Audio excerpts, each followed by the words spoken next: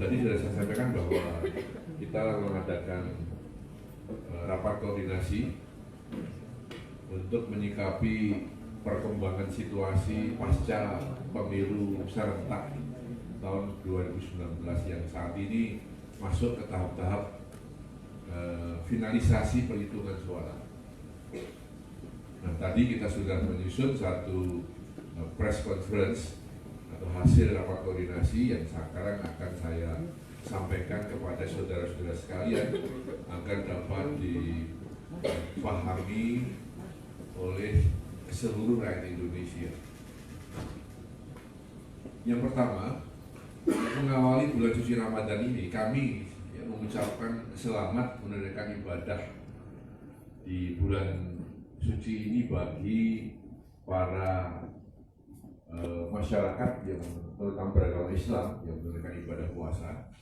Semoga hikmah di bulan puasa ini memberikan suasana kedamaian, kenyamanan bagi seluruh rakyat Indonesia.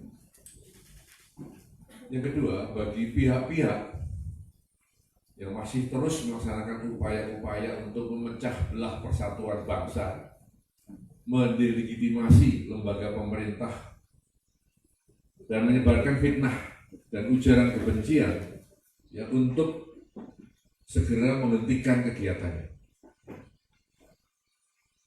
Saya sudah mendapatkan informasi banyak sekali dari berbagai pihak bahwa masih ada pihak-pihak tertentu yang pada bulan suci Ramadan ini terus melakukan kegiatan-kegiatan yang saya sebutkan tadi, ujaran kebencian, fitnah, hasutan-hasutan, ajakan-ajakan yang inkonstitusional untuk memecah belah kesatuan dan persatuan bangsa kita. Nah, dalam hal ini yang ketiga, aparat penegak hukum tidak akan ragu-ragu lagi untuk menindak tegas siapapun. Menindak tegas siapapun yang nyata-nyata melawan hukum, yang bertujuan untuk mendelegitimasi penyelenggara pemilu yang sementara ini sedang melaksanakan tugasnya dengan sungguh-sungguh untuk menuntaskan perhitungan suara dalam finalisasi perhitungan suara pemilu serentak di tahun 2019. Bahkan telah menimbulkan korban ratusan petugasnya sebagai pahlawan demokrasi.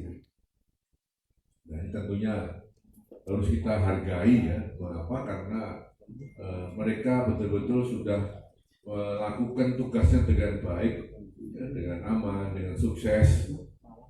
Bahkan sudah mendapatkan ucapan-ucapan selamat dan apresiasi dari banyak negara. Tidak hanya dari bangsa kita sendiri, tapi banyak negara yang telah menyampaikan ucapan selamat, apresiasi. Artinya apa? Mereka itu kan juga punya lembaga surveinya, punya lembaga-lembaga atau utusan-utusan untuk memantau pelaksanaan pemilu di Indonesia, yang dikenal dengan pemilu yang terbesar, serentak satu hari, sulit, tapi toh dapat dilaksanakan dengan baik, sehingga mereka memberikan apresiasi selamat kepada kita sekalian. Kok kita sendiri malah menuduh bahwa pemilu itu adanya kecurangan-kecurangan yang terstruktur, sistematis, masif, tambah brutal lagi? Itu tidak benar. Saya katakan tidak benar, karena saya sebagai Menko Polhukam, kalau itu ada, tentu saya tahu, dan saya masuk di dalamnya sebagai aktor. Tapi tidak pernah dilaksanakan, melakukan upaya-upaya kecurangan terencana, sistematis, terstruktur, brutal. Itu tidak mungkin dan tidak akan pernah dipikirkan atau dilaksanakan oleh kita. Kalau dari KPU, Bawaslu kemari datang ke kantor Polhukam, yang kita bicarakan adalah bagaimana kita bisa membantu mereka. Saya selalu tanya, apa kurangnya Pak? Apa kurangnya Mas? Apa yang perlu kita selesaikan lagi? Bagaimana keamanan di daerah? bukan konspirasi untuk melakukan kecurangan, tidak sama sekali.